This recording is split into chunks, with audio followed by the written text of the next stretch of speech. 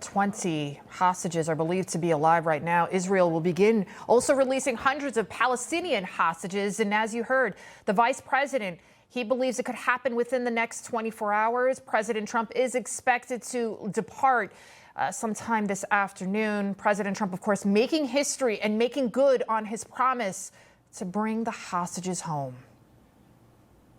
Blessed be the peacemakers. God bless you, Mr. President. God bless America. Thank you very much. You just take care of yourselves. The hostages will come back. They're all coming back on Monday. Goosebumps. Joining me now to weigh in on this monumentous event in world history, Aaron Cohen, host of the Aaron Cohen Show and counterterrorism expert. Aaron, thank you so much for joining us. It's good to see you. Thank you for having me. Aaron, you're also a former Israeli special ops veteran for the Middle East, law enforcement officer. Of course, there's so much jubilation, so much amid this outpouring of hope. These are terrorists that the president has been negotiating with, and they have gone back on their word so many times. So while I do feel hopeful and the world is feeling hopeful, how are you concerned at all that they could back out, or how are you feeling at this point? No, I don't think there's going to be a reversal at this point. Based on the tone of how this entire thing has moved, it's been very quick. Netanyahu came up last Saturday. Boom, he was doing a press conference, making an announcement. This whole thing moved quicker than all of the other situations where we were getting close to having some type of release. And I think what happened here, look, in Hebrew we say lachatz yotzer alomim, which is pressure creates diamonds. And I think President Trump, look, Israel had gotten up to Gaza City, and I believe that the remnants of the hostages were in Gaza City, being held by Palestinians, not just Hamas. There's a lot of Hamas embedded within that Palestinian culture. People need to remember that.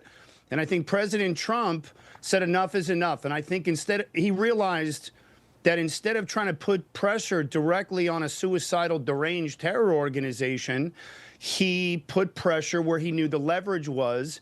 And in my opinion, that would have been Egypt, Qatar, and Turkey. Egypt, U.S. gives over $1 billion of aid a year.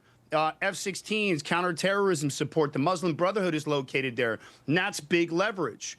Then you've got Qatar. They don't need America's money, but what they need is America's legitimacy. And these guys set the fires and then play firemen, and I don't think they've been negotiating in good faith. And I think Trump turned around and said, hey, if you want us to protect you from the Mossad, which is Israel's assassination operations, where Hamas is still being held by Qatar or allowed to live there by Qatar, he said, this is how this is going to work. It's time to put pressure on Hamas.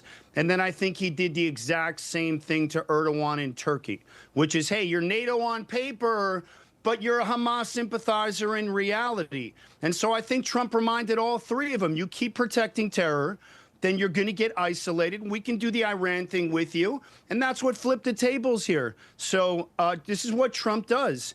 This deal wouldn't have happened without President Trump. He got his finger on the pressure point and he applied it. And now these hostages are coming home, and everybody in Israel is so grateful for this man's ability to be able to put his finger where it matters on that pressure. And now we're going to see them coming back. I think this is very legit.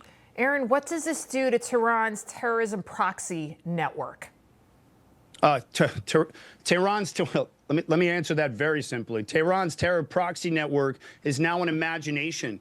It's an apparition. The pager operation decimated Tehran's Lebanon terror proxy network by dismantling 4,000 operatives' fingers, and you name it, in that incredible, brilliant operation, which only the Mossad can pull up. Over 24 Iranian generals were killed in a high-security bunker in Iran. So the literal leadership of the IRGC has been dismantled. Hamas, Ismail Haniyeh, Mohammed Daif, Yehia Sinwar, the ground commander and the man behind the October 7th massacre, all of them eliminated. And so I think it was Israel needed a long enough period of runway, which President Trump allowed Bibi to have amongst all of that international pressure that Bibi was getting, still focused on the mission. The IDF's got to take out 80, 90% of Hamas. Then we can move to that next piece. Trump created the runway. The axis of resistance has been significantly downgraded.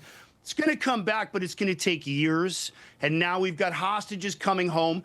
The Middle East has been completely reshaped because of President Trump's pressure and the runway that he created for the IDF and the Mossad.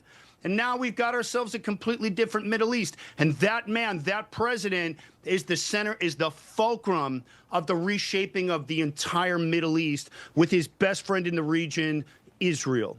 Aaron Cohen, thank you so much for joining us. Thank you for having me. Appreciate you. Let me take a minute and tell you guys about something incredible that I'm building and why I need your help. It's called GIDEON.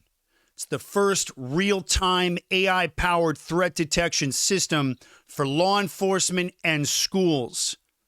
It scans the open web, social media, Discord, Reddit, gaming chats, and flags violent signals before they explode. We're talking about radicalization, grievance buildup, martyrdom language, the exact warning signs we've seen before Uvalde, Buffalo, and the D.C. embassy murders. And right now, there's no system catching it. So I'm building it. And I'm asking you, my audience, the people who care, to help me fund it. Every dollar goes directly to engineering, law enforcement deployment, and getting this into schools and across law enforcement agencies across the country.